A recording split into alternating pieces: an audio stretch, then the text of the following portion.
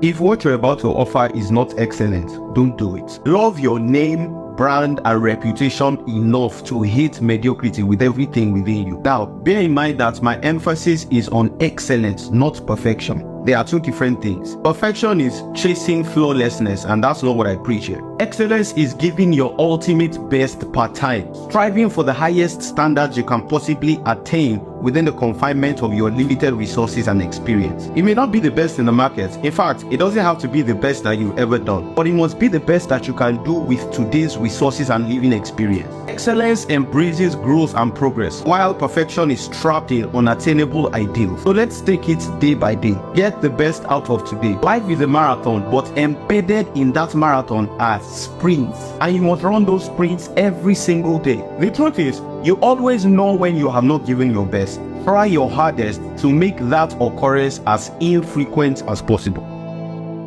My mentor, Kwetu Adesoji, once told me that growth doesn't happen in a straight line, and that has been extremely helpful for me in my journey. He told me that the actual measure for growth is internal and not external. If you consistently outperform yesterday's version of yourself, your success is inevitable. I've come to realize that detours and setbacks are often opportunities in disguise. You can find success through an unexpected turn. I mean, Steve Jobs was fired from Apple. After he was fired, he started other companies that then gave him creative freedom. It was that creative freedom he garnered in those other companies that helped Apple when he came back. He turned a struggling Apple around with bold new products and an investment from Microsoft. Imagine that in that story, we only measured growth using external metrics.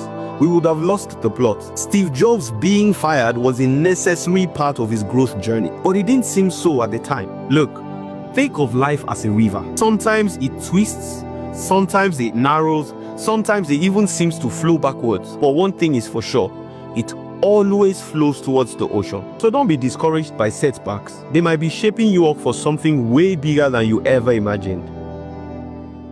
The other day, during a moment of introspection, I realized something. The human mind is both a maternity ward and a cemetery. It is the place where ideas are birthed, and at the same time, it is the place where ideas are laid to rest. It is a maternity ward because of its role in creation and innovation. That's where ideas, dreams, and aspirations come to life. Conversely, however, it is a cemetery because of its function in letting go. The human mind is where forgotten dreams, discarded ideas, and suppressed memories are ultimately buried. It is fascinating to think about how many ideas we birth in excitement, only for them to quietly fade away. Brilliant ideas that were abandoned because of fear, doubt, lack of execution, they have all been laid to rest. Those brilliant ideas you birthed in excitement in the maternity ward compartment of your mind, you literally watched those ideas die and you attended their funeral. Now, I'm not trying to be melodramatic, but I believe we start to look at things a bit differently when we start taking count of how many funerals we have attended